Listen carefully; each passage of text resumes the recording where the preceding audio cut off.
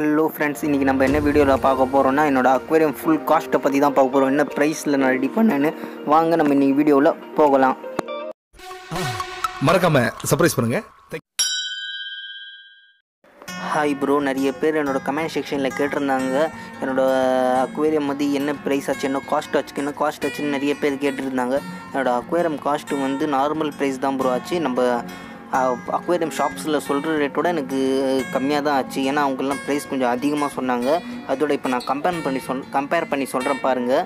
என்னோடய tank cost மட்டும் skimmer இல்லை, வித்தவுட் ஸ்கிம்மரோட 5000 கிட்ட ஆச்சு, 5000 ரூபா ஆச்சு.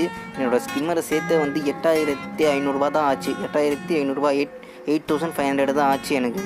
அதுவும் இல்லாமல் நம்ம நார்மல் மார்க்கெட்டில் போய் கேட்டதுனால எனக்கு முதல்ல நான் மார்க்கெட்டில் தான் போய் விசாரித்தேன். எனக்கு பண்ணி பேக் சம்பில் பண்ணி ஃபுல் செட்டப்லேயே எவ்வளோ அவங்க கேட்டால் 15000 ஆகும் ப்ரோ. அதுவும் வந்து 1.5 அதே தான் சேம் தான் சொன்னாங்க.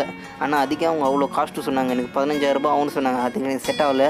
சரி, எதுக்கு நம்மளே பண்ணி பார்த்துடணும்னு சொல்லிட்டு தான் நானே பண்ணது ப்ரோ. எல்லாமே எனக்கு பக்கா சக்ஸஸ்ஃபுல்லாக தான் போயிட்டுருக்கு. என்னோடய ஸ்கிம்மர்லேருந்து எல்லாமே எனக்கு வந்து பக்கா சக்ஸஸ் தான் ஆகுது. எதுவும் எனக்கு ப்ராப்ளம் கிடையாது. இப்போ நெக்ஸ்ட்டு எனக்கு வந்து நான் ஃபிஷ்ஷஸ் தான் இறக்க வேண்டியது இருக்குது.